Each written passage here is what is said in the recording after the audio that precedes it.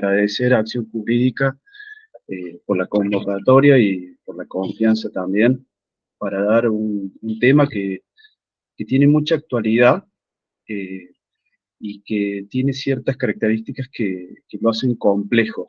Desde siempre las obligaciones de dar dinero tienen cierta complejidad porque no solo tienen tintes jurídicos, el tema no solo tiene tintes jurídicos, sino también confluyen, bueno, cuestiones históricas, culturales, políticas y económicas. Desde esta clase intentaremos, bueno, darles algunas herramientas, al menos desde lo jurídico.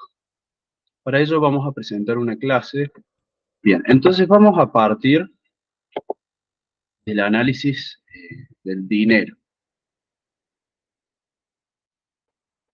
Bien, desde lo fenomenológico resultaría una obligación de género, el dinero. En definitiva, por ejemplo, como tantas toneladas de trigo, eh, etc. Sin embargo, el dinero tiene particulares características que, bueno, ameritan un tratamiento particular. Por eso las obligaciones de dar dinero tienen un tratamiento diferenciado a las obligaciones de género. Aunque claro, comparten ciertas características de estas obligaciones, como por ejemplo la fungibilidad perfecta, es decir, es reemplazable una por otra, eh, el dinero, los pesos, por ejemplo, son reemplazables uno por otro, como así también los quintales. Incluso más perfecta aún porque no necesitamos una calidad por ejemplo, en el contenido, en la cosa mueble. En definitiva, en la medida que no se encuentre roto el dinero, estamos hablando del dinero en papel, no hay problema. Y más aún con las transacciones donde se hace uso de transacciones electrónicas, me refiero, menos aún necesitamos o surge el problema de la calidad.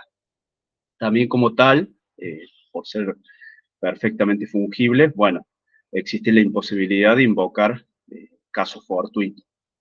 Se ve esto en las obligaciones de género, que esta imposibilidad de invocar casos fortuitos es antes de la individualización. Bien, otra de las características del dinero es que es divisible por excelencia. Eso está establecido en el artículo 228 del Código Civil y Comercial. Lo que se divide, en definitiva, es el valor que está expresado en números.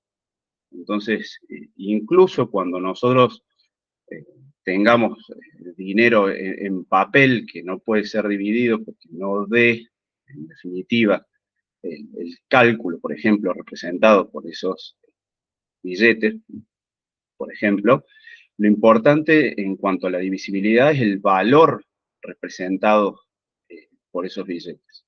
Y bueno, como decíamos en las transacciones electrónicas también, la divisibilidad se ve de manera mucho más marcada. Incluso hoy cuando hacemos, por ejemplo, cuando hacemos divisiones entre tantos que se reúnen, por ejemplo, la división es perfecta, incluso con decimales.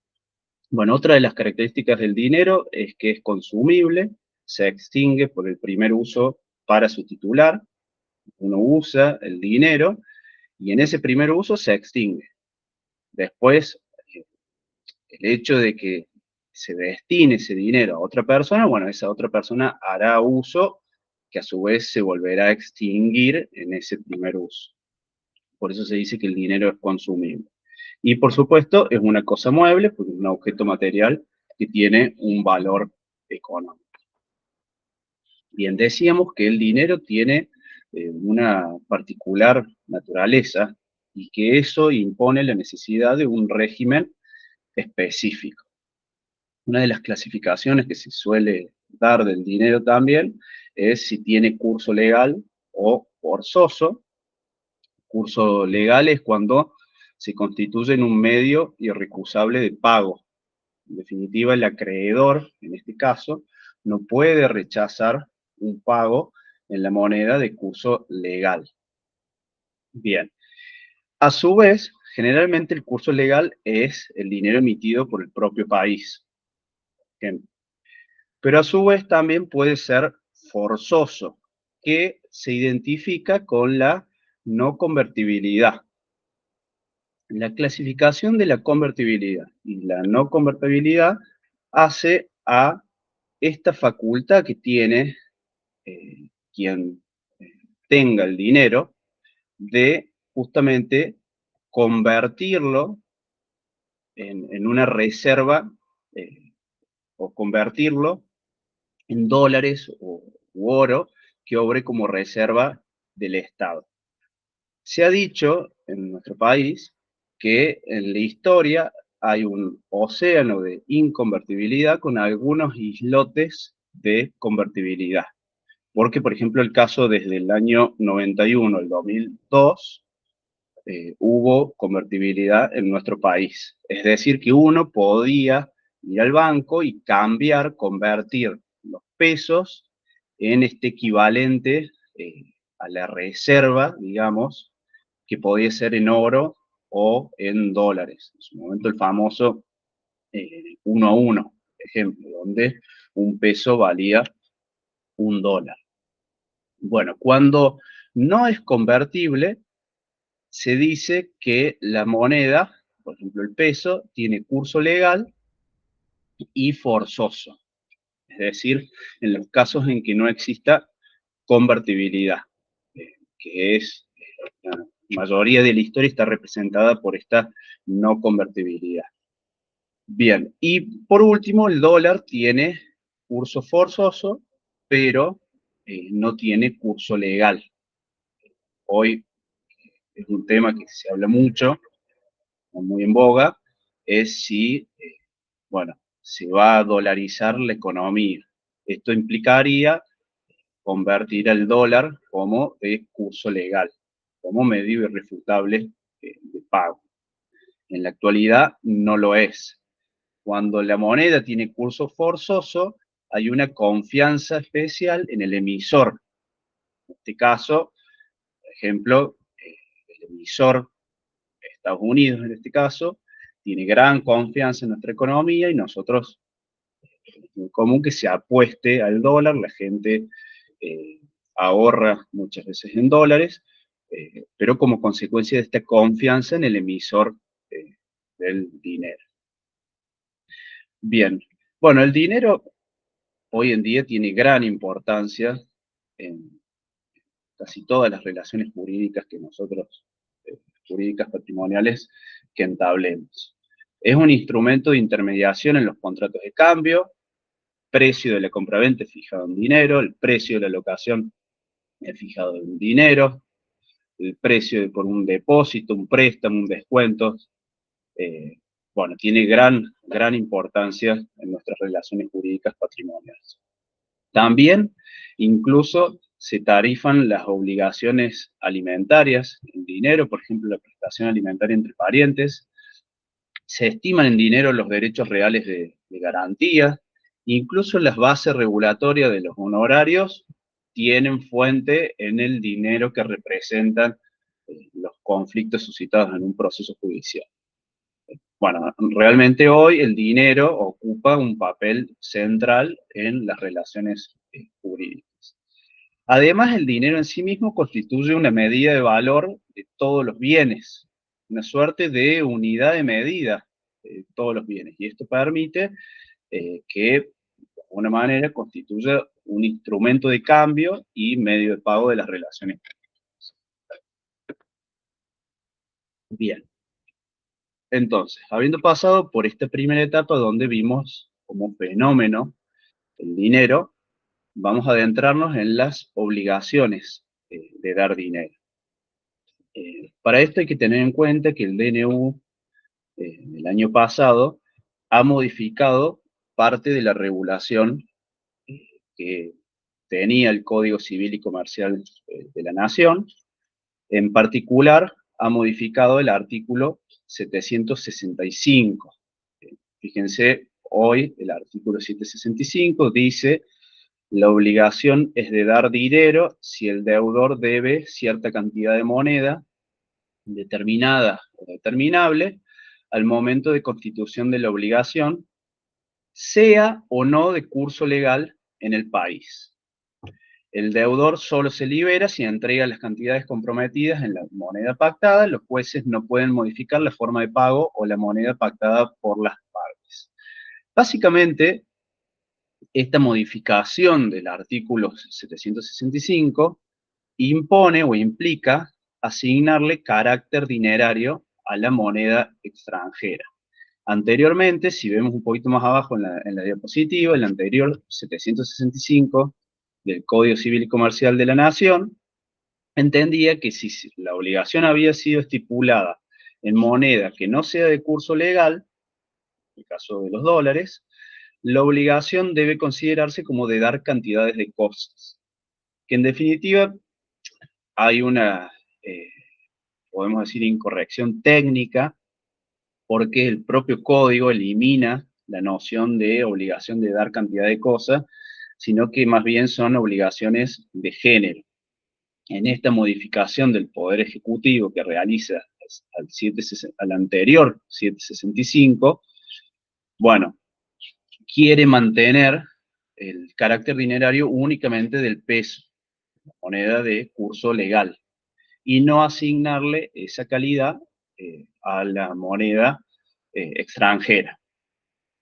Bien, con esto, con esta modificación del DNU en el año 2023, se le asigna carácter dinerario, porque fíjense que dice si el deudor debe cierta cantidad de moneda, deberá pagarla en esa moneda. Solo se libera si entrega las cantidades comprometidas, con lo cual el 765 no habilita esta facultad que existía en el 765 anterior, en el cual se liberaba dando el equivalente en obligación dineraria, por ejemplo, en pesos. Y había una discusión sobre este anterior artículo 765. La discusión radicaba en si el 765 era de orden público o si podía ser dejado de lado por las partes. Por ejemplo, como consecuencia de la autonomía de la voluntad, las partes estipularan que el deudor solo se libera si entrega las cantidades, si hubiera entregado las cantidades comprometidas en la moneda pactada. Bueno, Ossola establecía en ese momento, que en realidad el ordenamiento tiene tantas regulaciones específicas en torno a la naturaleza dineraria de la obligación extranjera, que en definitiva no era de orden público, porque veíamos, y él cita distintos ejemplos, el contrato de préstamo bancario, el contrato de mutuo dinerario, las letras de cambio y pagaré, que son todas normativas específicas. Bueno, en todas estas normativas específicas se habilitaba a la moneda extranjera como obligación dineraria. Entonces, en definitiva, el 765 terminó siendo residual, con lo cual si nada se dice, bueno, se aplica el 765, pero si no, específica regulación podrá sortear este artículo 765. Hoy no tenemos ese problema porque justamente el DNU modificó y cristalizó la naturaleza dineraria de la moneda extranjera. Sin embargo, advertimos que la modificación no fue tan grande porque en definitiva, como el 765 anterior era una suerte de excepción, por la gran cantidad de regulación que le daba naturaleza dineraria a la moneda extranjera, entonces en definitiva sigue siendo la misma situación, la misma realidad, se sigue viendo. Bueno, y aquí les pongo un antecedente también de un caso en el que la Cámara Nacional autorizó por, digamos, de acuerdo, de conformidad a la autonomía de la voluntad, el establecimiento de las partes de la moneda extranjera como con carácter dinerario, en definitiva, bueno, lo que venimos viendo. Bien. Bueno, y esto nos lleva a uno de los grandes temas en obligaciones de dar dinero, que es el nominalismo versus el valorismo. Este problema tiene su génesis cuando existe un lapso entre la gestación, el nacimiento de la obligación y su cumplimiento. A ver, si yo voy al kiosco y en ese mismo momento compro un objeto, algún alimento en el kiosco, y en ese mismo momento se gesta la obligación y cumplo la obligación porque pago, inmediato el pago, no habría problema entre el nominalismo y el valorismo. En definitiva, el nominalismo de ese momento, o la suma nominal de ese momento, se identifica con su poder adquisitivo. Es el mismo. Ahora, el problema que da lugar a estos dos fenómenos es cuando transcurre un lapso entre el nacimiento de la obligación de dar dinero y el tiempo del pago. Y este problema se profundiza en países como el nuestro, donde existe una gran inflación, que en definitiva la moneda se deprecia tanto que la suma nominal luce irrisoria al momento del cumplimiento. La suma nominal que constituía o que formaba parte de la obligación originaria, al momento del cumplimiento, luce completamente desproporcionada. Bueno, el nominalismo, ¿qué busca o qué defiende? Básicamente defiende que se pague el valor nominal de la obligación, el valor expresado en números. No importa si varío o no el poder adquisitivo de la moneda. Debemos estar a los números expresados en el valor nominal. Este es el sistema nuestro, el sistema actual, que se encuentra en este momento muy discutido. Porque lo que planteo muchas veces, y ya vamos a ver unos ejemplos en la jurisprudencia, ese valor nominal resulta completamente desproporcionado al momento del pago. El artículo 766, esa es otra de las modificaciones del decreto 7023, del DNU del año pasado, establece que el deudor debe entregar la cantidad correspondiente de la especie designada, tanto si la moneda tiene curso legal de la República como si no lo tiene. Fíjense que dice la cantidad correspondiente de la especie designada. No está de ningún modo, plantea una indexación o una actualización del valor. Y luego tenemos la ley de convertibilidad, número 23.928, que esta ley de convertibilidad es del año 91, en esa isla en el que hubo convertibilidad en nuestro país, desde el 91 hasta el 2002, pero claro, en el 2002 se derogó la convertibilidad, pero dejó a algunos de sus articulados vigentes, entre ellos el artículo 7. Por eso, la prohibición de indexar, prohibición de actualizar el valor de la obligación, en definitiva, es muy vieja, es del año 91 y está en este artículo 7, que dice, el deudor de una obligación de dar una suma determinada, fíjense, de australes, cumple su obligación dando el día de su vencimiento la cantidad nominalmente expresada. Entonces, nominalismo. Y luego a continuación dice, en ningún caso se admitirá la actualización monetaria, indexación por precios, variación de costos, repotenciación de deudas, cualquiera fuera su causa, haya o no mora del deudor. Con esto la ley de convertibilidad, que entre sus fines tuvo como potenciar al peso, fortalecer el peso, y entonces en este sentido ordenó la prohibición de indexar. Y un conflicto, un problema que se genera también en relación a este tema tiene que ver con el orden público o no de esta normativa.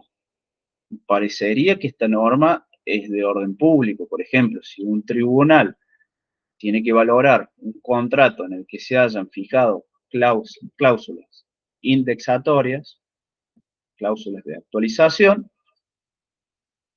como, como son de orden público, podría de oficio el tribunal analizar esas cláusulas y declararlas nulas.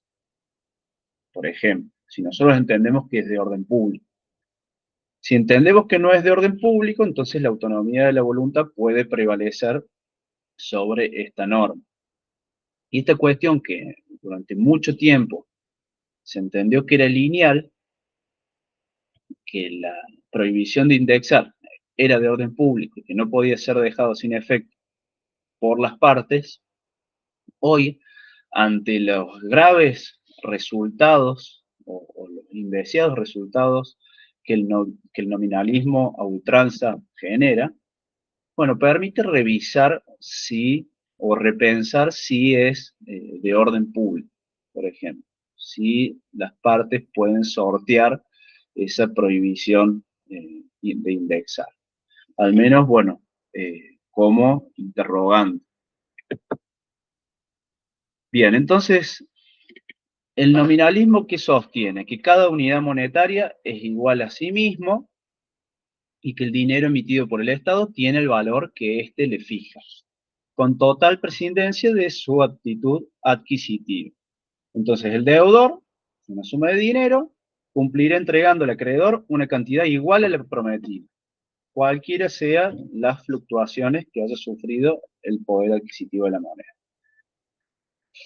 Bien, esto es una suerte, nos dice Ossola, una suerte de ficción legal, porque en definitiva se considera que el valor de la moneda no fluctúa. Sin embargo, el problema de la inflación, bueno, lo vemos continuamente en nuestro país. En definitiva, el valor de la moneda sí fluctúa y mucho. Entonces, Ossola nos dice, bueno, es una ficción legal.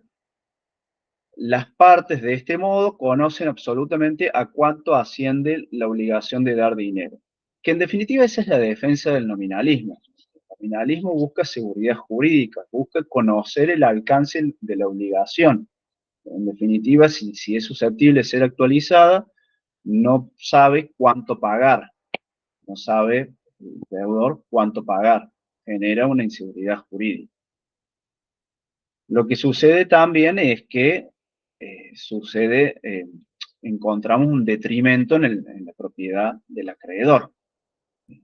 Ver, si una obligación asumida valía o tenía un poder adquisitivo de 10 y al momento del cumplimiento la suma nominal era de 1, y en definitiva está perdiendo el acreedor. El acreedor está perdiendo 9. Entonces, también nos preguntamos si hay una seguridad jurídica para el acreedor. Bien. Por otro lado, por su parte, dijimos que teníamos el nominalismo y el valorismo. El valorismo impone la entrega de la cantidad de piezas necesarias que representen el mismo poder de compra que el capital originario. Por eso, aquí el valorismo sí se fija en el poder adquisitivo y, en definitiva, también en el fin del dinero, que no es un fin en sí mismo, sino como medio. El dinero es un medio de pago.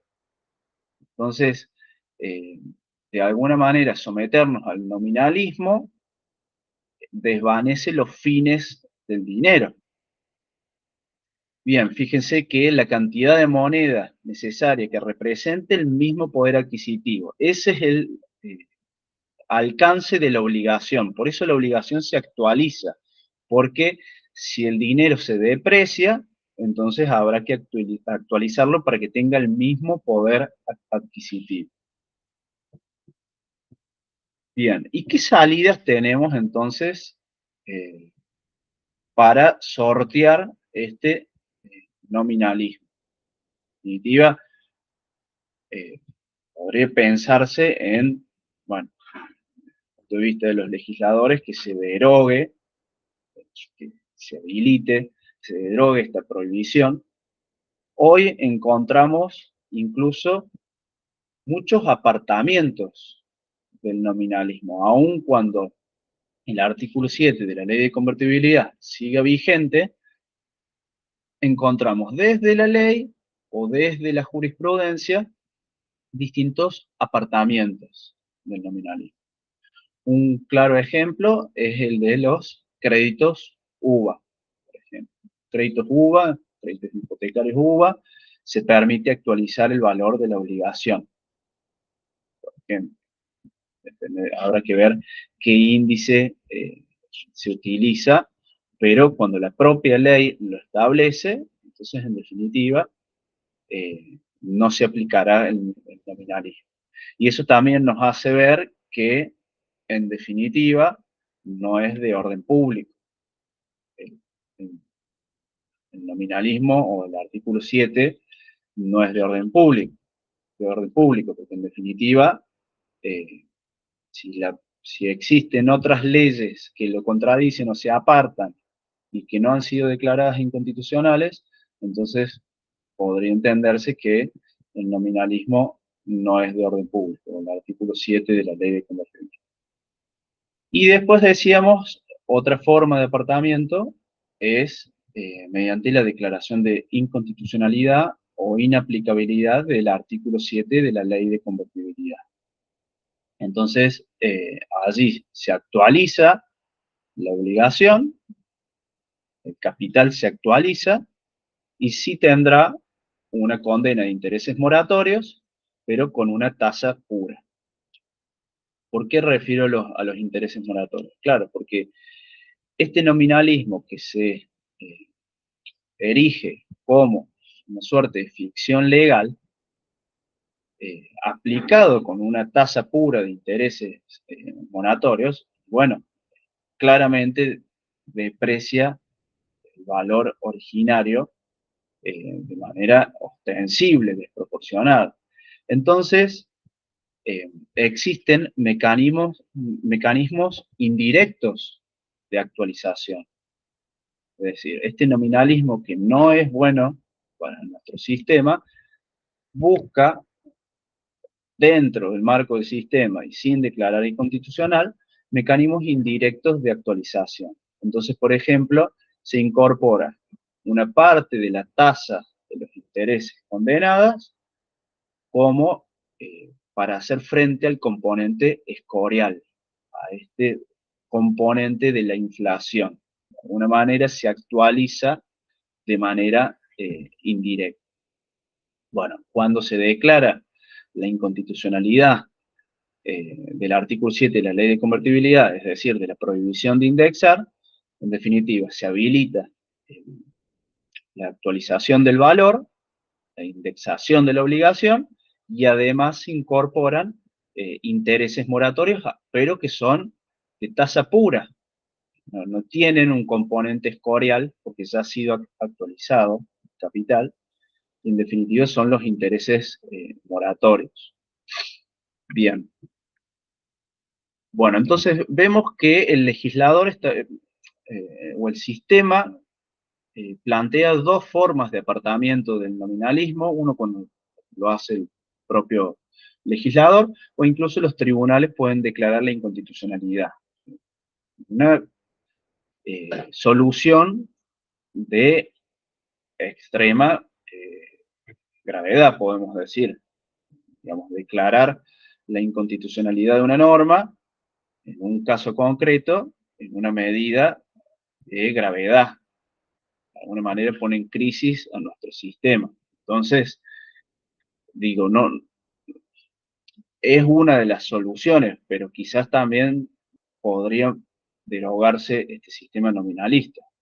Incluso cuando empiezan, y vamos a ver en la jurisprudencia, cuando empiezan a proliferar declaraciones de inconstitucionalidad de una norma, y bueno, esta situación, circunstancia, impone la revisión.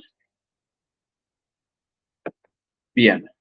Bueno, me centré ahora en tres casos, tres fallos jurisprudenciales en donde se ha declarado la inconstitucionalidad de la prohibición de indexar. Me parecieron tres casos muy interesantes, son dos nacionales, uno de Mar del Plata, otro de la Corte Suprema de Buenos Aires y uno a nivel local de la Cámara Cuarta. Vamos a ver este primer precedente, precedente Santucho, que es del 2023. Ha sido resuelto por la Sala Segunda de la Cámara de Apelaciones de Mar del Plata, Santucho contra Gentile. Bueno, en este caso se declaró la nulidad de una transacción y un pacto de cuota litis, y se ordenó la restitución de la suma entregada, que eran 150.000 pesos, sin intereses, porque no habían sido reclamados. Bien, en este caso era Santucho, una persona que resultó víctima en un accidente de tránsito, damnificado, con una gran discapacidad, y en este caso lo que se declaró nulo fue el acuerdo que llegó el abogado por ese accidente de tránsito, y además también se declaró nulo el pacto de cuota litis, el convenio de honorarios entre el abogado y el cliente. Bien, para ello se ordenó la restitución de una suma entregada en concepto del pacto de cuota litis, que era de 150.000 pesos. Bien, este valor había sido cuantificado en dinero en el año 2016 y fue consentido. Lo que sucede en este caso, a mi juicio, es que se dan demasiadas circunstancias que permiten una revisión del alcance de la obligación, porque el caso en particular genera una gran o grave injusticia. Fíjense que Santucho había entregado la suma de 150.000 pesos a su abogado en el año 99. Y esos 150.000 pesos en el año 99 equivalía al valor de una casa, de una buena casa en Mar del Plata. Esto plantean los vocales de la Cámara de Apelaciones. Y al 2023, al momento de liquidarse la obligación, esa misma suma, 150.000 pesos, le alcanzaba para comprar 3 pares de zapatillas. Fíjense la inequidad entre la obligación en su gestación, en su nacimiento, tenía el poder adquisitivo de una buena casa en Mar del Plata. Sin embargo, al momento de su cumplimiento, que fue en el año 2023, le alcanzaba para comprar 3 pares de zapatillas. En este supuesto tenemos una persona con discapacidad, tenemos una gran demora, más de 24 años de procesos, al menos desde el hecho, que fue en el año 99. Entonces, por eso también la Cámara de Mar del Plata invoca el caso Furlan de la Corte Interamericana. Y algo que no es menor, para mí, es que en este caso no se reclamaron intereses. Los intereses, la petición de los intereses no se presume, sino que debe ser pedida. Y en este caso, una mala práctica claramente, no se pidieron los intereses, con lo cual esta obligación no podía ser actualizada de manera indirecta a través de la tasa de interés, componente escorial de la tasa de interés. Tenía que pagarse el capital puro. Entonces, esta situación también, de alguna manera, agiganta la injusticia en este caso concreto. Por eso digo yo que en Santucho se dieron demasiadas circunstancias que permitieron actualizar el valor, que habilitaron la declaración de inconstitucionalidad de la norma. ¿Qué dijo el tribunal? Bueno, declaró la inconstitucionalidad del artículo 7 de la ley de convertibilidad, aplicó como método indexatorio a los índices de precios al consumidor, y bueno, y no le agregó intereses moratorios por no haber sido reclamados en la demanda, a los fines de no vulnerar la congruencia. En definitiva, se utiliza IPC y se actualizó esta obligación de 150.000 pesos. Bien, ¿cuáles son los argumentos que expresa el tribunal en Santucho? Bueno, uno de los casos es la garantía judicial, uno de los argumentos, perdón, es la garantía judicial de plazo razonable y derecho de las personas con discapacidad, y invoca el caso Furlan. Fíjense que el tribunal nos dice: todo ese detalle es demostrativo de lo injusto que resultaría que una persona a la cual se le había determinado una incapacidad absoluta y permanente, física y psíquica, recupere solo nominalmente la suma entregada a su abogado, pese a que han transcurrido 23 años y 2 meses desde aquella entrega. Bien, luego dice, también, por ejemplo, valora que la pretensión de devolver a valores históricos la suma que en concepto de restitución debe recibir Santucho va a incidir de manera relevante y cierta en su situación jurídica con carácter irreversible. Fíjense cómo valora la discapacidad de la persona y también el hecho del gran periodo de tiempo transcurrido desde que le pagó injustamente a su abogado, que justamente tornó obligatorio, generó la obligación del abogado en restituir los valores. Bien, otro de los argumentos, que estos los vamos a ver, este argumento lo vamos a ver en casi todos los fallos, es el de la realidad económica. Cita distintos precedentes de la Corte Suprema en este sentido, dice que los jueces tienen el deber de ponderar prudente y circunstanciadamente la realidad económica existente al momento de adoptar una decisión. Bueno, y cita distintos fallos, acá yo se los dejo, y establece, por ejemplo, cuando por el método de su aplicación se arriba a resultados que pueden ser calificados de absurdos, debe primar la realidad económica por sobre abstractas fórmulas matemáticas. En este caso, ni siquiera había una fórmula porque era el capital originario sin intereses, con lo cual era completamente absurdo. Bien, y después cita algunas pautas que el tribunal debe interpretar de la doctrina judicial de la Corte, por ejemplo, la proporcionalidad entre la suma de dinero que compone el crédito liquidario y el objeto del contrato, o también cita a la Corte en torno a la actualidad de los, que se debe tener en cuenta la actualidad de los valores con los que dicha proporcionalidad debe ser juzgada. Esto más en materia contractual, pero la Cámara de Mar del Plata también cita estos precedentes. Como crítica, yo que le realizo a esta cita de los precedentes de la Corte es que son fallos viejos, muchos de estos fallos son de la época de la convertibilidad. Con lo cual yo entiendo que la prohibición de indexar tenía otro sentido en la convertibilidad y de hecho ayudaba o daba fuerza a estos fines de jerarquizar o empoderar al peso.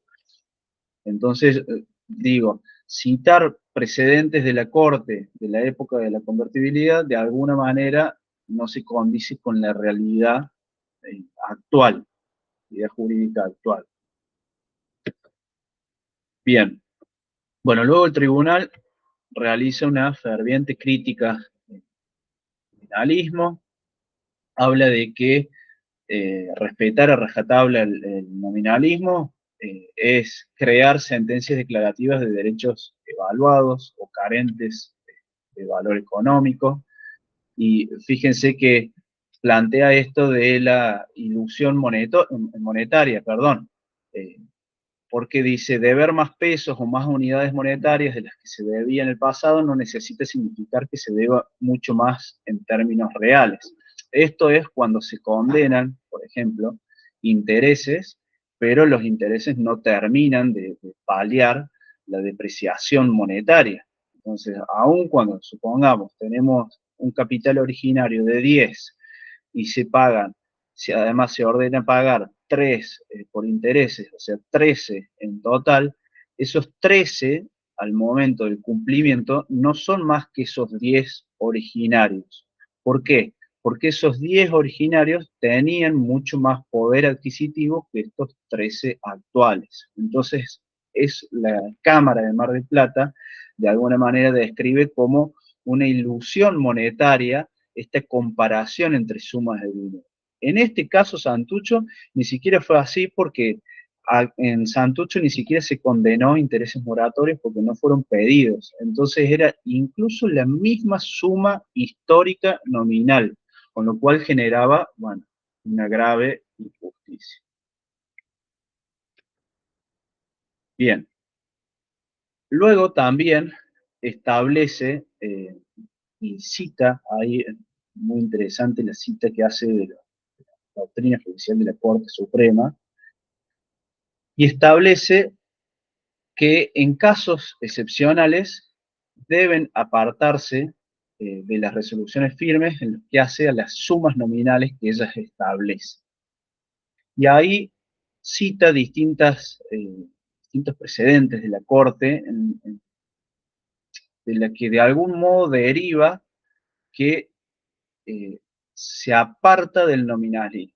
A ver, la Corte nunca ha declarado la inconstitucionalidad de la prohibición de indexar. Sin embargo, en determinadas resoluciones sí parecería mostrar o evidenciar la gran injusticia en algunos casos del nominalismo.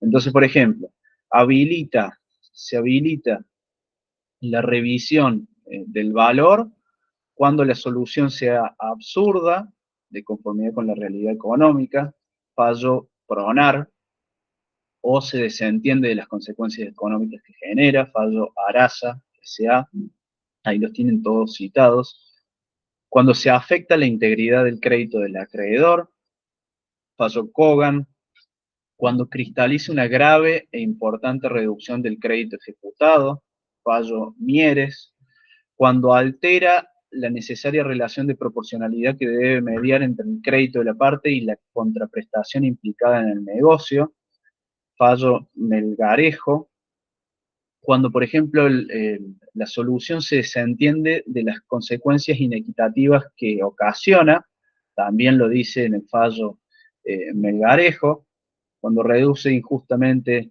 el crédito del actor, también fallo Mieres, o cuando importa un equivalente dinerario totalmente alejado de las prestaciones convenidas por las partes. Muy interesante en este sentido el fallo Santucho porque puntualiza distintas cuestiones que la propia Corte ha dicho que habilitan o justifican una revisión del valor. En el fallo también Mieres, por ejemplo, la Corte pondera la tutela jurisdiccional del derecho de propiedad frente a la cosa juzgada. En este caso le da una mayor pondera a favor la tutela jurisdiccional del derecho de propiedad.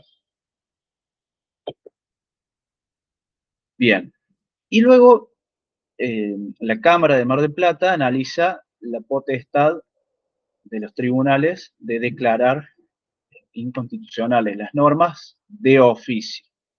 Bueno, cita el precedente, conocido precedente del año 2001, Mil de Pereira contra provincia de Corrientes, donde la Corte establece de que corresponde declarar la inconstitucionalidad cuando no existe ningún otro medio para la solución adecuada del conflicto, que esté vinculada a un caso concreto y que produzca efectos en esta causa específica. Bueno, esas son las tres condiciones que pone la Corte, o que impone en el caso Mil de Pereira. Esto se repite también en el fallo Banco Comercial Finanzas del año 2004, donde establece que la declaración de inconstitucionalidad de oficio forma parte del iuria novit curia, es decir, los jueces conocen del derecho, entonces, en consecuencia, deben declarar inconstitucional a una norma cuando contradiga el sistema constitucional. Bien, y es interesante porque también en Gómez y en Estrangio coloca un tope o un límite a este control de constitucionalidad que tiene que ver con el cumplimiento enfático del principio de congruencia. En definitiva, se dice que en estos fallos la Corte dice que no deben vulnerar, esta declaración no debe vulnerar el derecho de defensa y el derecho de propiedad, y si en definitiva la declaración de inconstitucionalidad va más allá de, importa generar efectos que van más allá de la petición o de las postulaciones de las partes, entonces no deberá declararse inconstitucional. Esto tiene sentido, lo vamos a ver en unos momentos, cuando analicemos el tema de la cosa juzgada, la congruencia y la provisoriedad de los intereses. En definitiva, que sean provisorios no quiere decir que se pueda volver tras los pasos y en definitiva modificar algo ya fijado, ya establecido, cosa juzgada, o que no ha sido pedido por las partes, regla de congruencia. Eso ya lo vamos a ver más adelante. Bien, por último, Santucho, que lo recomiendo su lectura, es muy completo, establece distintos o individualiza distintos métodos indexatorios, distintos métodos de actualización. Entonces, por ejemplo, establece el cálculo de, como método indexatorio, el cálculo de la inflación. Incluso ahí establece tres formas de ver cuál es la inflación. Muy usada, se usa mucho la, la de la página web calculadora de inflación, que es creada sobre los datos informados por el INDEC sobre las variaciones del IPC. De hecho, en los casos que he visto donde se ha indexado los valores, generalmente utilizan esta vía. Pero bueno, después el fallo también determina otras fuentes, como por ejemplo la página chequeado, también, solo con datos posteriores a diciembre del 2016.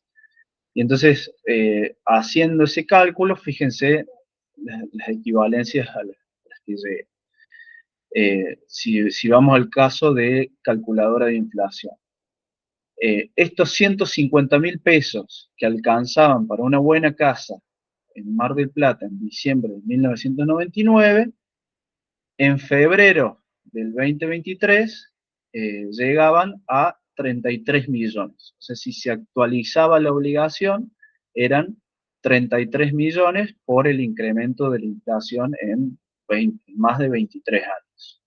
Bueno, es interesante. Imagínense ustedes la diferencia entre 33 millones y 150.000 pesos en la suma nominal.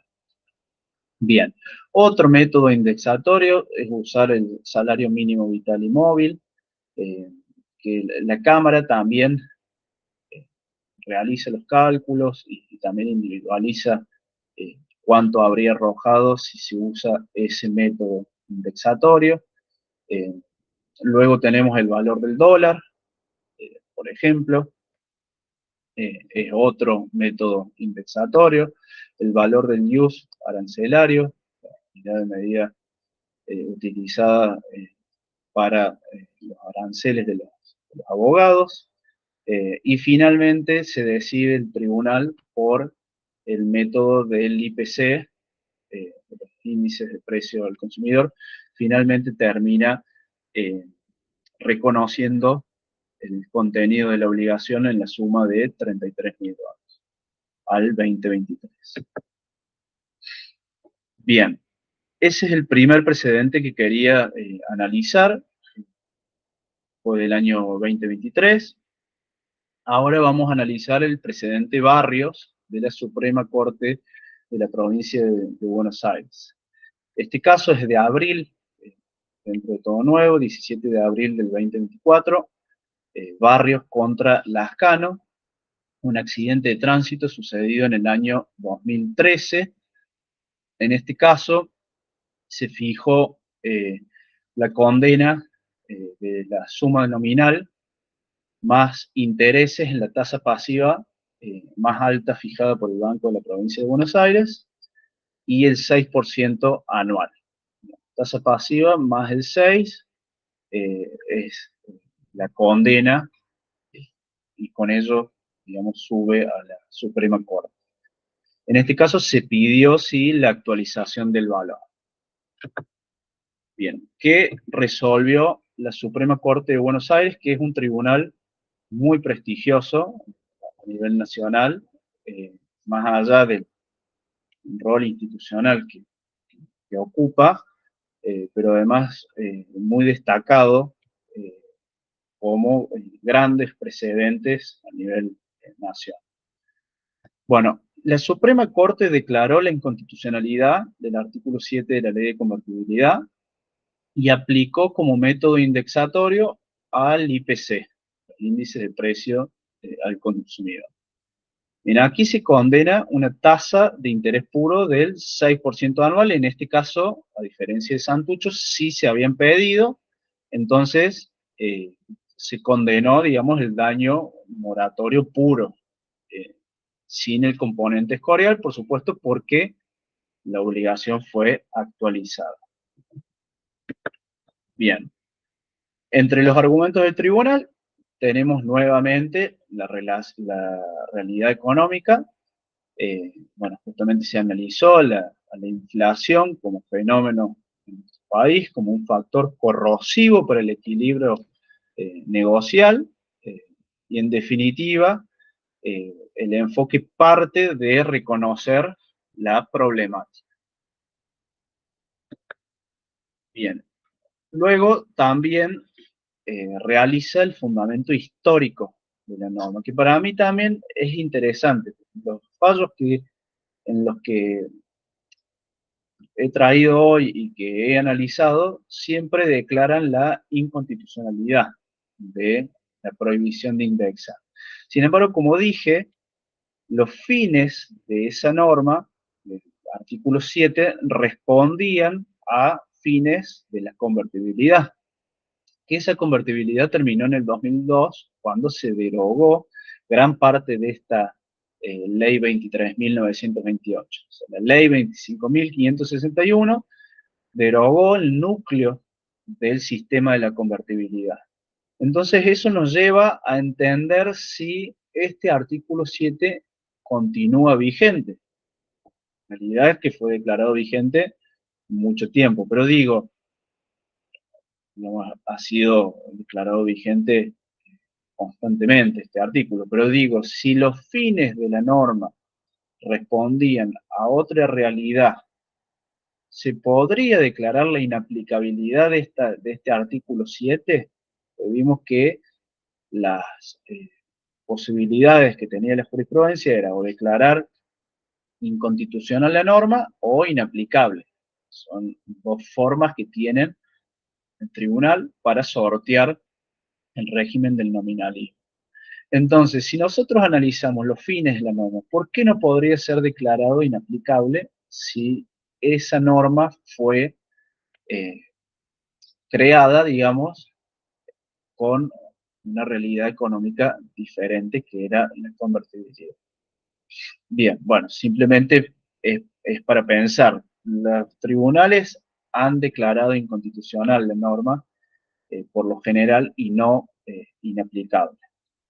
Bien, entonces vemos cómo el tribunal, la Suprema Corte de Buenos Aires, establece eh, que justamente el artículo 7 lo que buscó, de la ley 23.928, lo que buscó fue reforzar el principio nominalista y se buscó detener el deterioro de la moneda, generar expectativas o encauzar las expectativas inflacionarias y moderar las variables más extremas o anárquicas de los mercados. En eso se buscó.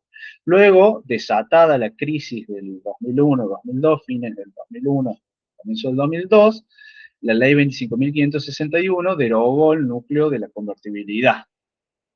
Entonces, por eso, eh, la Suprema Corte analiza que el citado artículo 7 en modo alguno ayudaba a los fines para el cual fue creado.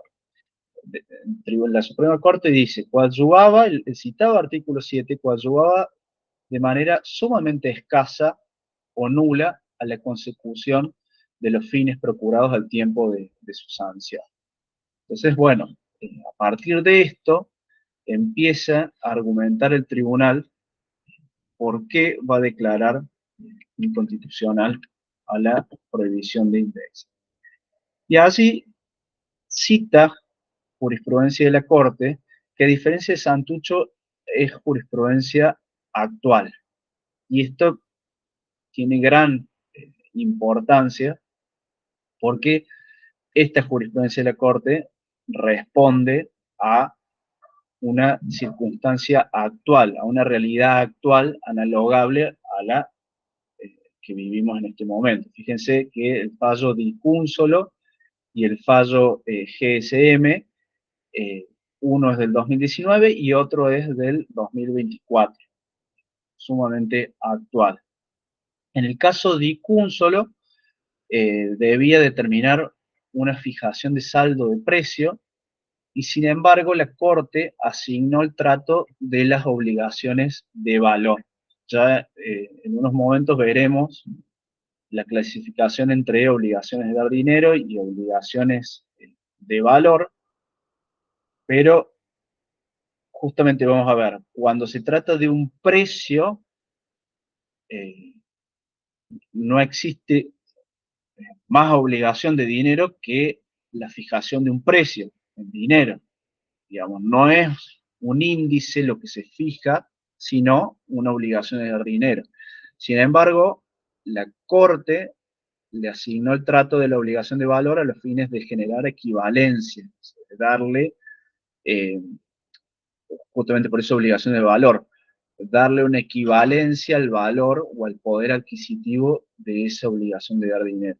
Entonces, al asignarle el trato de las obligaciones de valor a una obligación dineraria pura de primera hora, de alguna manera la Corte estaría apartándose del nominario. Y en este fallo del 2024, sumamente actual, GSM y otro, fue a los fines de la fijación de una cuota alimentaria. Sí. La Corte descalificó, y acá se remitió al dictamen de la Procuración General, descalificó como arbitraria una sentencia de la Sala A de la Cámara Nacional Civil que había dejado sin efecto un mecanismo de actualización de la cuota de alimentos.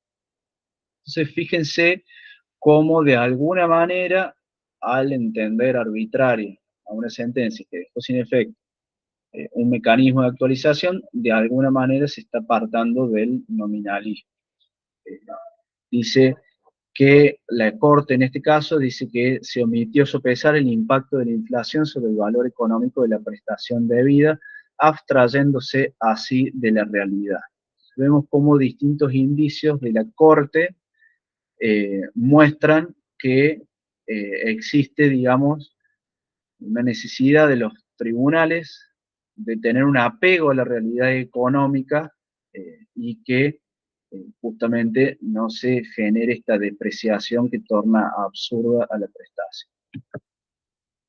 Bien, el tercer caso que les traigo, y es el último, simplemente quería también darles un caso local, es el precedente Faber de la Cámara Cuarta de la Ciudad de Córdoba. El precedente es de abril de este año, sentencia 45, Faber contra Gama.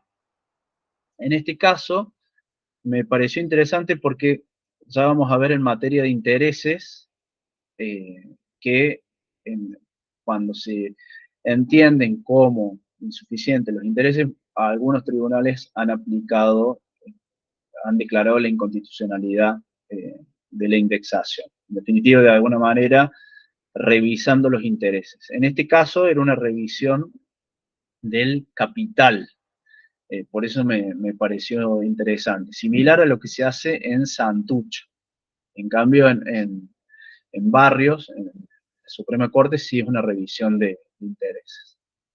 En este caso era una condena de daño punitivo en contra de Gama, donde los intereses fueron condenados desde la sentencia. El tribunal de primera instancia ordena los intereses de la sentencia con apego a la doctrina judicial del Tribunal Superior de Justicia, que establece vendivengo, en el caso del Tribunal Superior, en el que dice que los intereses en el supuesto del daño punitivo se ordenan desde el dictado de la sentencia porque el daño punitivo conforma una sanción. Bien, entonces, en el agravio, la parte actora refiere que se agravia del dies aquo de los intereses, porque dice, no es desde la sentencia, sino es desde el hecho o desde el incumplimiento.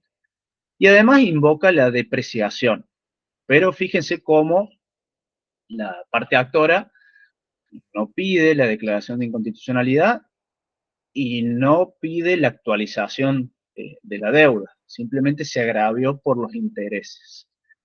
Y el tribunal, la Cámara Cuarta, con voto del doctor Ossola, interpreta la revisión de intereses como un agravio de la incidencia de la inflación. Declara la inconstitucionalidad de la prohibición de indexar y actualiza con IPC más 6% anual. Es interesante, por eso les digo que es interesante cómo reinterpreta el agravio y declara la inconstitucionalidad de la prohibición de indexar. Y luego, bueno, el tribunal analoga el caso a uno anterior, que es de revisión de intereses. Pero aquí no hay propiamente revisión de intereses, porque el tribunal le dice, no, los intereses son desde el dictado de la sentencia. Eso se apega a la doctrina judicial del Tribunal Superior en ese sentido. Pero, claro, lo que hace es actualiza el valor mandado a pagar como daño punitivo. Entonces, bueno, por eso me pareció interesante este caso. Bien, ya vamos a ver algunos casos de intereses, revisión de intereses y cuando en este caso de revisión se ha declarado la inconstitucionalidad de la prohibición de indexes. Bien, vamos a otro segundo problema que se da en materia de obligaciones de dar dinero, que es la clasificación entre obligaciones dinerarias y obligaciones de valor. Esta clasificación, que ha sido criticada por parte de la doctrina, tiene que ver con la naturaleza de la obligación. Es dineraria cuando desde la misma gestación, desde el nacimiento de la obligación, el monto de la suma de dinero está perfectamente determinada. Dice Ossola, se debe dinero al tiempo del nacimiento de la obligación y se paga al tiempo del cumplimiento. Entonces, por eso, el típico caso de obligación dineraria es el precio de un contrato. El dinero ya está determinado in obligatione. Y luego, bueno, se paga ese precio in solutione. Por eso les digo que la Corte, cuando le asigna naturaleza o le asigna el régimen de obligaciones de valor a un saldo de precio, de alguna manera se está apartando del nominalismo. Porque en definitiva no hay obligación más dineraria que el saldo de un precio, que ya desde su nacimiento está fijada, está determinada. La obligación de valor es diferente, porque cuando nace se debe un valor abstracto o una utilidad, que luego deberá ser medida en dinero al momento del pago. Entonces, in obligatione no se encuentra determinado el precio o la cuantificación. Luego sí se cuantifica el tribunal. El típico caso es la indemnización del daño moral. Cuando se sufre, cuando nace la obligación de resarcir el daño moral, no está determinado o medido en dinero. Eso necesita una actividad posterior de cuantificación, que lo puede realizar el tribunal. Y el tribunal lo puede hacer a valores de la sentencia o a valores del hecho. Por ejemplo, en materia de daño moral es común que el valor sea cuantificado a valores actuales, o sea, al momento de dictar sentencia. Pero puede suceder que sea a valores históricos, al momento del hecho. El Código Civil y Comercial de la Nación, en el artículo 772, ilustra a las obligaciones de valor. Establece en relación a la cuantificación de un valor, dice, si la deuda consiste en cierto valor, entiéndase valor abstracto, utilidad, el monto resultante debe referirse al valor real al momento que corresponda tomar en cuenta para la evaluación de la deuda. Fíjense, el monto resultante debe referirse al valor real al momento que corresponda tomar en cuenta para la evaluación de la deuda. Entonces, por ejemplo, daño moral. Sí, el actor me pidió daño moral en la demanda de 5.000 pesos, pero el monto resultante, la cuantificación del valor, será el valor real de la sentencia. Podré, como les digo, excepcionalmente podré fijarlas al momento del hecho. Lo más apropiado sería el valor más actual, a la prudencia del mismo momento del dictado de la sentencia. Bien. Después el 772 nos dice puede ser expresada en una moneda sin curso legal que sea usada habitualmente en el tráfico. Una vez que el valor es cuantificado en dinero, se aplican las disposiciones de esta sección. Con lo cual, existen autores que dicen que cuando se cuantifica la obligación de valor, se transforma, se modifica en una obligación dineral. Bien.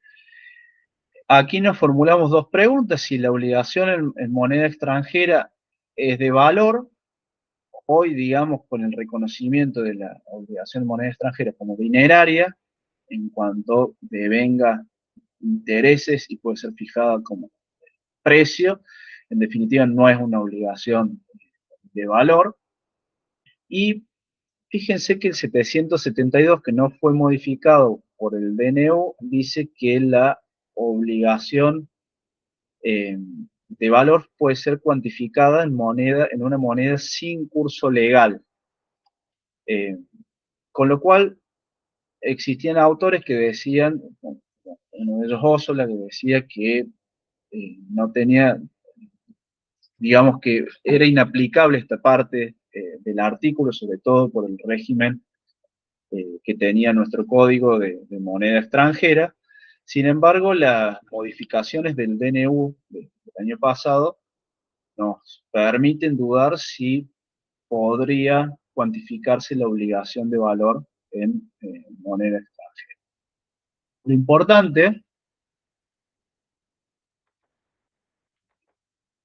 importante, en este sentido es que si nosotros fijamos una obligación de valor justamente a valores actuales, si nosotros cuantificamos a valores actuales, ese valor no precisa de una actualización indirecta. Con esto quiero decir que ese valor no devengará intereses moratorios con una tasa escorial. A ver, supongamos, si yo cuantifico el daño moral al 25 de junio del 2024, pero, claro, el hecho dañoso fue hace 2 años, 25 del 6 del 2022, este daño moral que yo condeno, sí devengará intereses moratorios, devengará una tasa pura, 6% anual, 8% anual. No devengará la tasa escorial, el componente para paliar la inflación, porque yo al cuantificarla a valores actuales, de alguna manera estoy actualizando la obligación. Entonces no debería aplicarle o incorporar el componente escorial. Bien, y ahora vamos a ver los intereses. Bueno, los intereses se caracterizan porque son provisorios. La fijación de intereses como accesorios del capital son provisorios. Eso ya lo ha dicho el Tribunal Superior, ya en aquel muy conocido fallo Hernández contra Matricería Austral del año 2002. Cualquier solución que se adopte en materia de intereses moratorios es esencialmente provisional, ya que responde a las fluctuantes condiciones de la economía de un país. Bueno, habla de que es un hecho notorio que los factores económicos no permanecen estáticos, sino que con el transcurso del tiempo y por el influjo de diferentes variables, son susceptibles de modificarse. Entonces eso permite revisar criterios para adaptarlos a nuevas realidades. Esto dice el Tribunal Superior ya en aquel fallo del año 2002, Hernández contra Matricería. Esta provisoriedad, de alguna manera, nos permiten repensar algunos conceptos procesales como la congruencia, la preclusión y la cosa juzgada. En definitiva, el fallo de la Cámara Tercera, que cito, que es de este año, establece que tales conceptos, congruencia, preclusión y cosa juzgada, en materia de intereses son flexibles. Pero claro, hay que tener ciertos límites o recaudos, porque en realidad lo que se revisa no es una tasa ya condenada, sino el devengamiento de esa misma tasa en el devenir.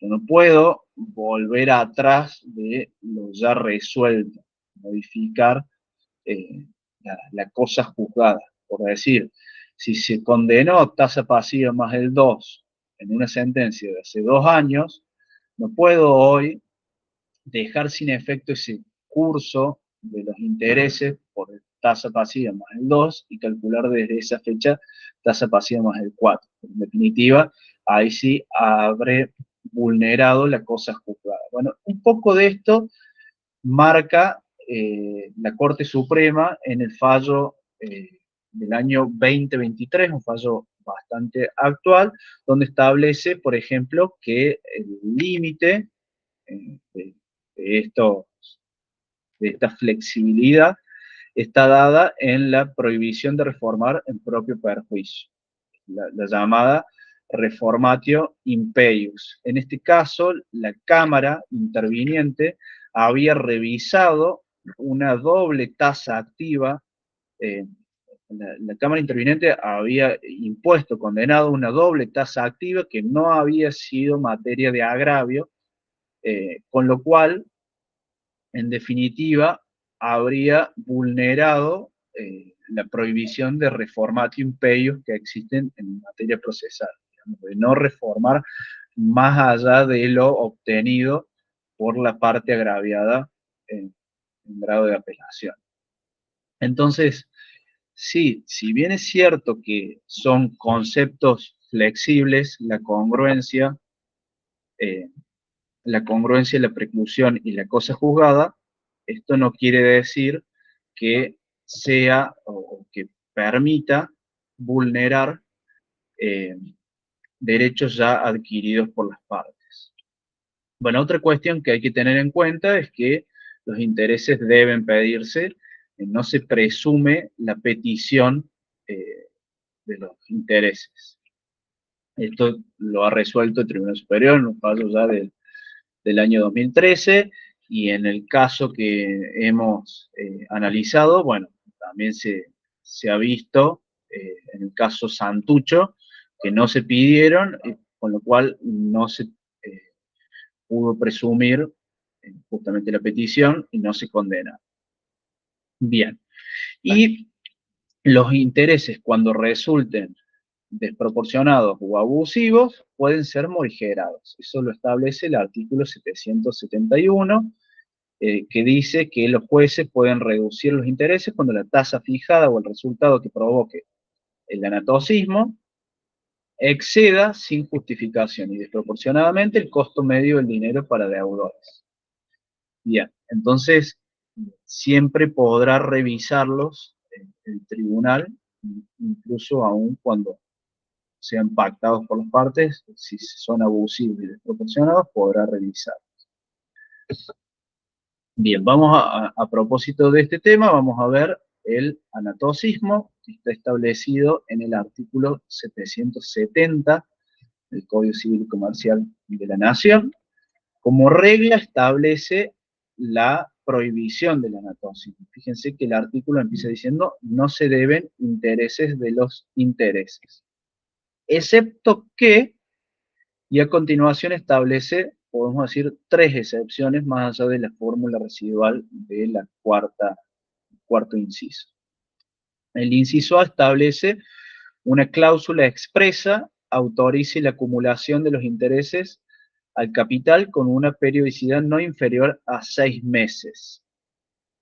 Bien, esto es en realidad cuando las partes acuerdan la capitalización. El legislador entiende como válido la capitalización y entiende que no es abusiva siempre que la periodicidad sea mayor a 6 meses. Ya vamos a ver que se condice con un criterio del Tribunal Superior. Pero ahí estamos hablando de la cláusula expresa. Bien, esto modifica también al Código Civil de Vélez Sarsfield, que establecía que debía haber operado la mora para que se pueda pactar esta acumulación o este anatocismo. En este sentido, acá el Código Civil y Comercial de la Nación modifica la cuestión porque sin estar en mora, es decir, porque pueden, ex ante, pueden pactar las partes que se capitalice los intereses. Bien, en el caso del inciso B, dice cuando la obligación se demanda judicialmente, y en este caso la acumulación opera desde la fecha de la notificación de la demanda. Entonces, este inciso que no es tan utilizado en tribunales, habilita la capitalización desde la notificación de la demanda. Y es una sola capitalización que se permite. O sea, desde la fecha de mora hasta la fecha de notificación de la demanda. Después, al momento de ejecutar la sentencia, ahí podré volver a capitalizar. Eso lo establece también la Corte Suprema en un fallo de este año, donde expresamente aquí el acreedor había capitalizado varias veces en un juicio hasta su resolución. Entonces la Corte Suprema entiende que el inciso B solo habilita una vez desde la fecha de notificación de la demanda. Bien, como tercer supuesto, es el caso que la obligación se liquide judicialmente, es decir, que se ejecute la sentencia, y en este caso la capitalización se produce desde que el juez manda pagar la suma resultante y el deudor es moroso en hacerlo. Entonces, por ejemplo, Osola dice que es desde la segunda liquidación, cuando ya se liquidó la deuda, se mandó a pagar esta liquidación, esta planilla, sin embargo, el deudor es renuente, entonces en ese momento se puede capitalizar. El Tribunal Superior, ya con el anterior código, establece que la capitalización puede realizarse cada 6 meses, es decir, deben transcurrir 6 meses entre capitalización y capitalización. O sea, al momento de ejecutar la sentencia se puede capitalizar indefinidas veces, siempre que sea cada 6 meses. Ese es el requisito temporal que coloca el Tribunal Superior y que decía se condice de alguna manera con el inciso A del 770 en cuanto a razonabilidad del plazo, ¿no? Digo, por la autonomía de la voluntad se puede pactar la acumulación de los intereses, pero no mayor de 6 meses, o sea, no inferior a 6 meses, o sea, cada 6 meses se puede capitalizar, eso por autonomía de la voluntad. Luego, el Tribunal Superior, a la hora de la capitalización en la ejecución de sentencia, bueno, plantea el mismo plazo, no menos de 6 meses. Bien.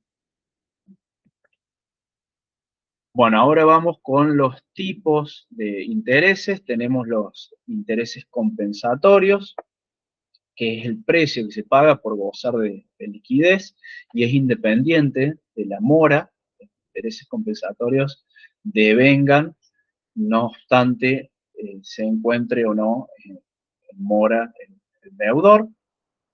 Están establecidos en el artículo 767 del Código Civil y Comercial de la Nación, y allí establece que, bueno, la obligación puede llevar intereses, son válidos los que se han convenido entre el deudor y el acreedor, es decir, que ahí también está la facultad morigeradora del tribunal, y también podrán convenir la tasa fijada, y allí es donde digo que está la facultad morigeradora del tribunal. Para el caso en que no fuera acordada por las partes, ni por las leyes, ni resulta de los usos, la tasa de interés compensatorio puede ser fijada por los jueces. Fíjense a que le da la potestad a los jueces de fijar la tasa de interés compensatorio. Bien, y luego tenemos los intereses por mora, donde existen autores que diferencian 3 tipos de intereses: compensatorios, moratorios y punitorios, y otros establecen compensatorios e intereses por mora, dentro de los cuales se encuentran los moratorios y punitorios. En este caso, en el caso de los intereses moratorios, es la indemnización por el retardo injustificado en el cumplimiento de la obligación. Tiene una naturaleza resarcitoria y se presumen iuris et de iure o ipso iure. Se presume el daño. A ver, lo que no se presume es la petición. Deben pedirse. Si no se piden, no pueden ser condenados. Ahora, si se piden, se presumen. No hace falta acreditar que le generó un daño no disponer del dinero. No hace falta. Simplemente se presume, es un daño presumido en los términos del artículo 1744. Y fíjense que es iuris et de iure, o sea que si el demandado, por ejemplo, arroja prueba en contrario de que en definitiva tiene mucho dinero el actor y que no se le generó ningún daño, no procede, porque es iuris et de iure. No se puede arrojar prueba en contrario, por eso le digo. Bien, en este caso, muchas veces las tasas que se han ideado como tasa pura del interés por mora, o interés moratorio, se condice con una tasa activa o una tasa pasiva que cobra el banco. ¿Por qué? Porque se dice, en la tasa activa, se dice que el actor, como no tiene el dinero que le ha prestado al demandado, o que tiene el demandado en su poder, que debió dárselo, debió pedir un crédito en el banco. Entonces, por ese crédito se habría cobrado tasa activa, la tasa activa que cobran los bancos por un préstamo.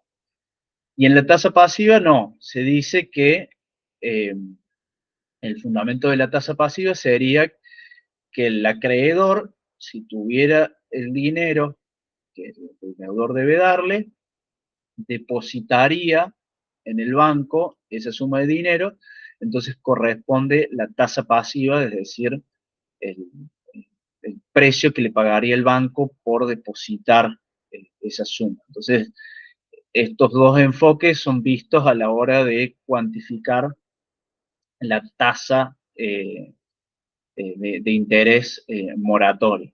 Esto sin perjuicio de lo que hablamos anteriormente del componente escorial. Estamos hablando del interés puro, ¿no? Del interés moratorio puro. Bien, por otro lado, tenemos los intereses punitorios que están en el artículo 769, que se rigen por las normas que regulan la cláusula penal y tienen un componente punitivo, es la sanción que pesa sobre el deudor por no haber cumplido y tiene, por supuesto, una naturaleza punitiva. Bien, vamos a ver ahora el tema de la tasa de interés moratorio. Vamos a empezar a adentrarnos en las variantes sobre la fijación de la tasa. El 768 del Código Civil Comercial dice, a partir de su mora, el deudor debe los intereses correspondientes. Fíjense, ahí está la obligación presumida, ¿no? Ipso iure, porque en definitiva no puede probar la contraria la falta de procedencia del accesorio, ¿no? Y luego a continuación el 768 dice, la tasa se determina por lo que acuerden las partes, por lo que dispongan las leyes especiales y en subsidio por tasas que se fijen según las reglamentaciones del Banco Central. Bueno, en la mayoría de los casos no hay acuerdo de las partes, tampoco tenemos disposiciones de las leyes especiales y tampoco existen reglamentaciones del Banco Central. Existen autores que establecen que cuando no se encuentra ninguna de las tres formas o cuando no existe ninguna de las tres formas de fijación, quedará en el prudente arbitrio del tribunal. En algunos casos, la Corte ha dicho que en definitiva el tribunal debería elegir entre alguna de las tasas que fijen las reglamentaciones del BCRA. Es decir, buscar en alguna de las tasas y elegirlas prudentemente. Bien, aquí entonces tenemos algunos fallos, tanto de la Corte como del Tribunal Superior. Por ejemplo, la Corte ha establecido que la determinación de la tasa de interés queda ubicada en el espacio de la razonable discreción de los jueces de la causa que interpretan dicho ordenamiento. Eso lo he dicho, pero después ha descalificado sentencias por esta supuesta discrecionalidad del tribunal. Bien, en el caso Hernández y también más adelante en el caso Nassi contra Rosli del año 2016, dice la derivación que el inciso C del referido artículo 768 formula a las tasas del Banco Central es solo los fines de que los magistrados en ejercicio de tal facultad seleccionen la tasa entre cualquiera de las fijadas por las reglamentaciones de la autoridad monetaria, teniendo en cuenta las particularidades de la causa. Bien, ¿cuál es la función de esta tasa de interés? Mantener el valor del capital y compensar la indisponibilidad del dinero en tiempo propio. Esto también lo dice el Tribunal Superior en este fallo del 2011, Espinosa contra Disco. Dice, Si la principal función del interés moratorio es retribuir de la manera más íntegra posible el daño ocasionado al reclamante, dicho propósito no se logra con una tasa de interés que resulta en definitiva negativa, es decir, inferior a la inflación subyacente durante el mismo plazo.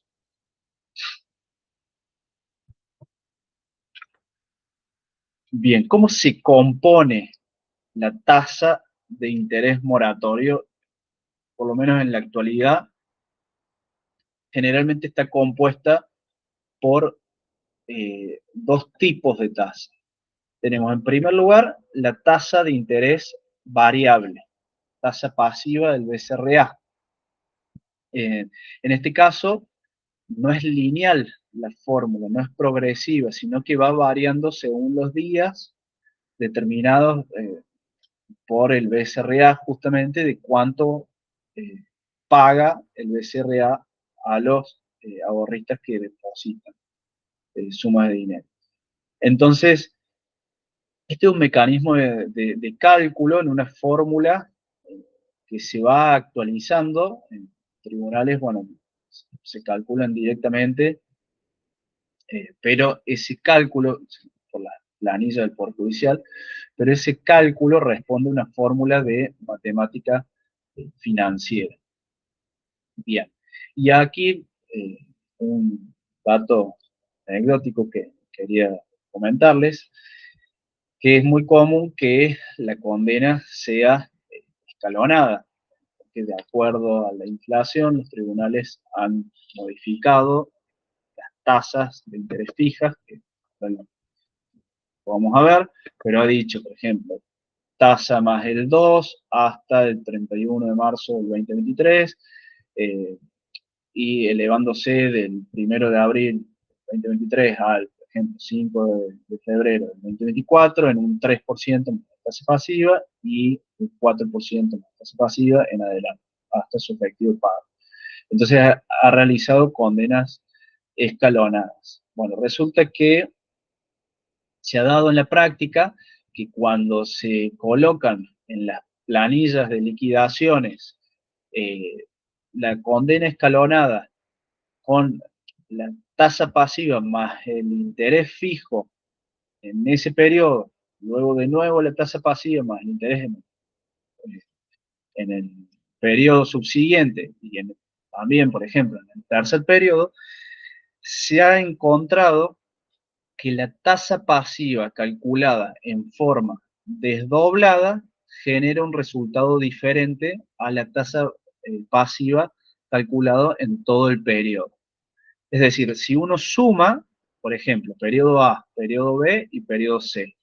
El periodo A, tasa pasiva más el 2, el periodo B, tasa pasiva más el 3, el periodo C, tasa pasiva más el 4, por ejemplo. Si sumamos la tasa pasiva del periodo A más la tasa pasiva del periodo B más la tasa pasiva del periodo C, no daban lo mismo que desde el comienzo del cómputo hasta la finalización. En este fallo que yo les cito de la Cámara Primera, se resolvió ese problema y se entendió que debe ser calculado en todo el periodo. La tasa pasiva debe ser calculada desde la mora hasta el efectivo pago. Y después sí lo que hay que desdoblar es tasa más el 2, tasa más el 3, tasa más el 4.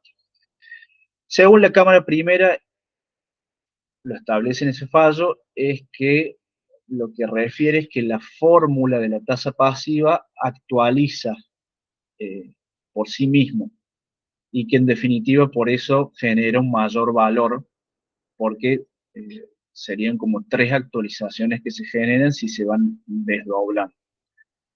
A mi juicio responde a que se trata de una fórmula de matemática financiera.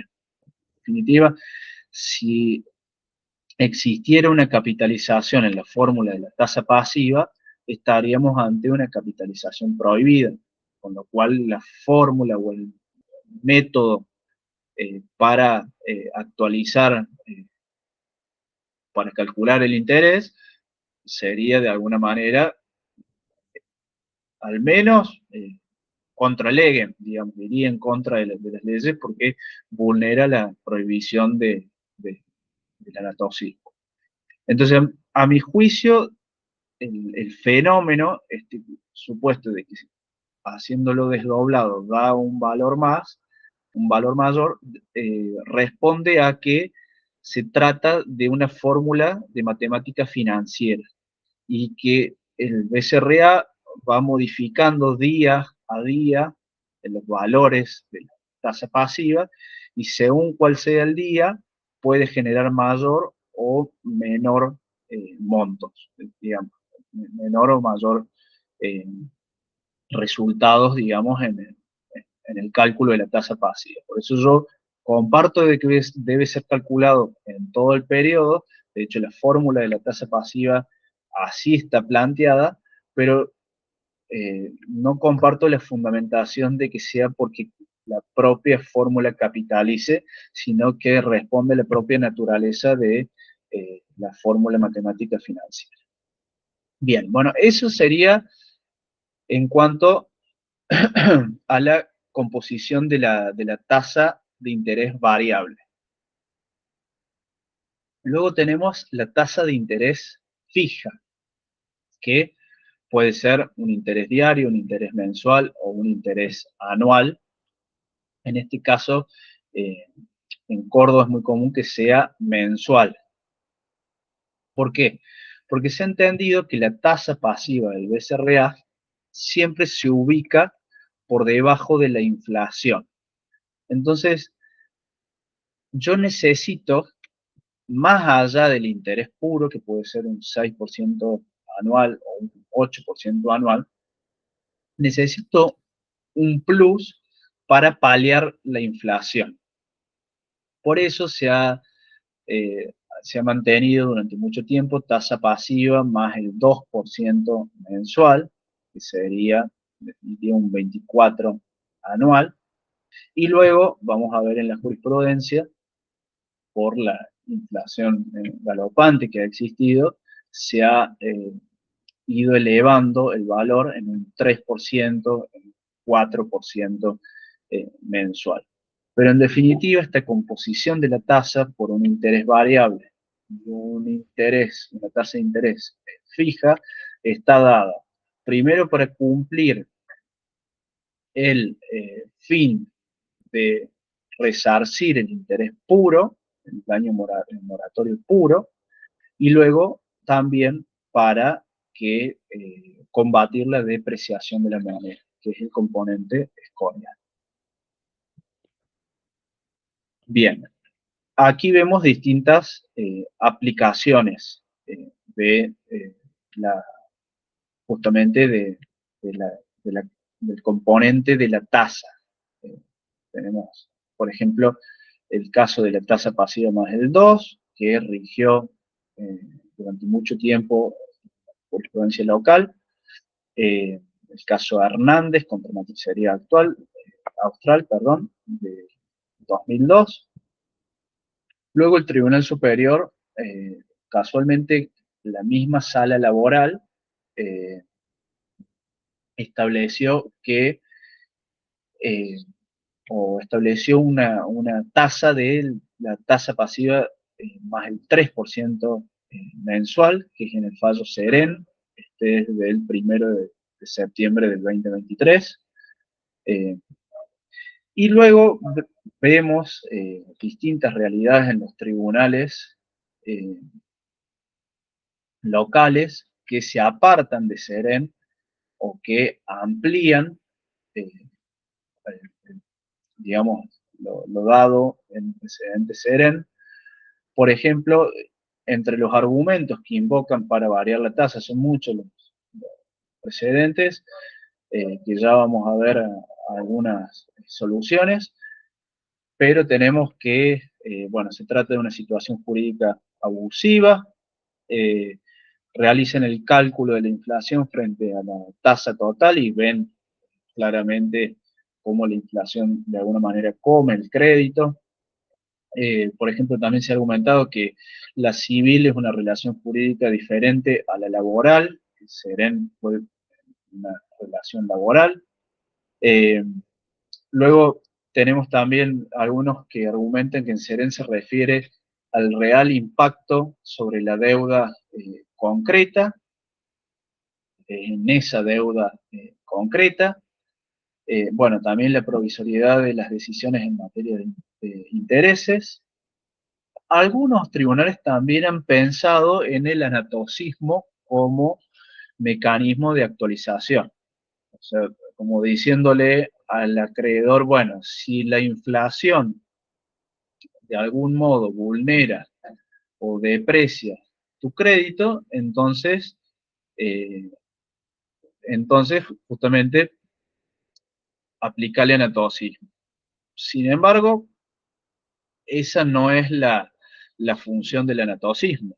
Eh, entonces, de alguna manera estaríamos echando mano a una herramienta que no fue dispuesta a tales fines.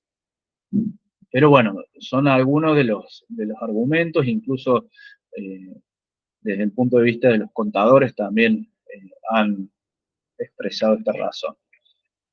Bueno, luego también se ha dicho que la tasa pasiva solo mide un factor de índole financiero y no la relación de valor de la moneda respecto de bienes y servicios, entre otros argumentos que se han utilizado para variar la tasa fijada en SEREN. Hay que decir que muchos tribunales refieren eh, que no se van a apartar de SEREN por cuestiones de economía procesal, en definitiva porque, digamos, el valor moral del fallo es del Tribunal Superior, y en definitiva si el precedente o si el proceso judicial se eleva al Tribunal Superior, el Tribunal Superior, bueno, va a mantener este criterio, va a revocar el fallo y va a fijar tasa pasiva más del 3.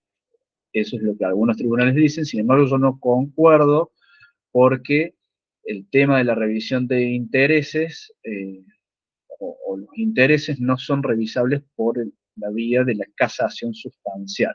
Y eso ya lo tiene dicho el Tribunal Superior en muchos fallos, pero el último fue en el 29 del 11 del 2023, porque dicen no es posible que exista paridad fáctica entre dos casos, con lo cual no es viable por la casación sustancial, por el inciso 3 y 4 del artículo 383.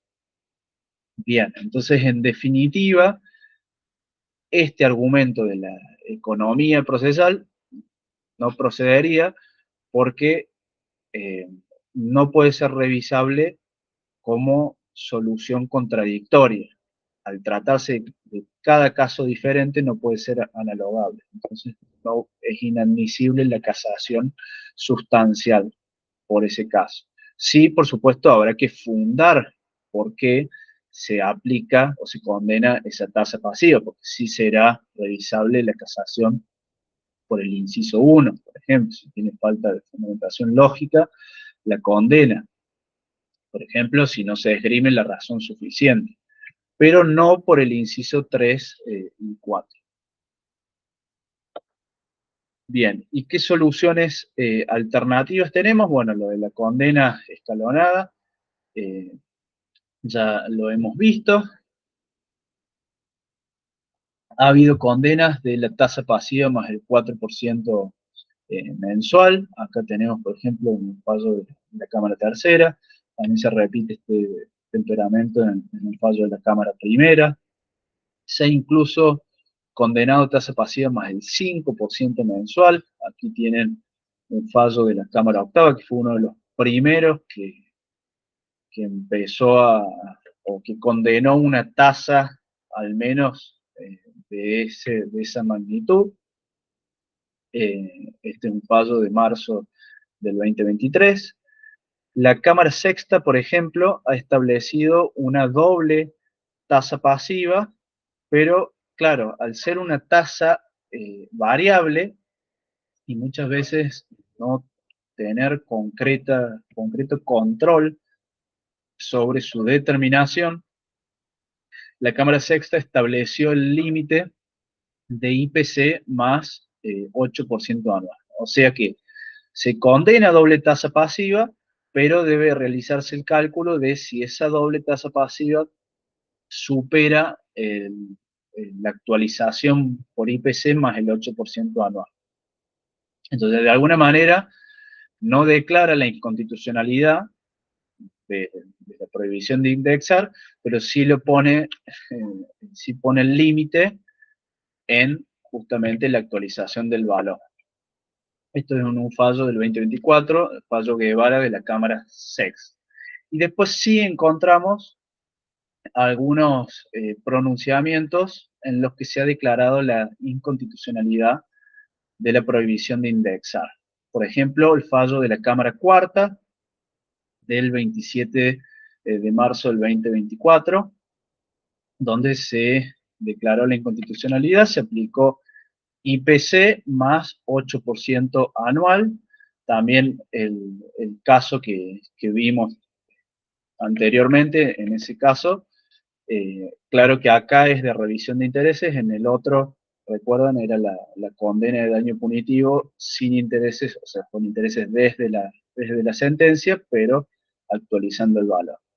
Y por último, la Cámara Tercera también tiene un fallo en el que declaró la inconstitucionalidad de la prohibición de indexar y aplicó el IPC más 1% mensual, es decir, un 12% anual. Bueno, hemos llegado al final. Espero que haya sido de utilidad la clase. Bueno, justamente ahí yo les cito cada uno de los precedentes de los cuales he hablado, así que bueno, son fáciles de conseguir, pero si no los consiguen, me los pueden pedir, no hay ningún problema. Y también les facilitaré las filminas si son de utilidad. Desde ya, muchas gracias y me encuentro a su disposición.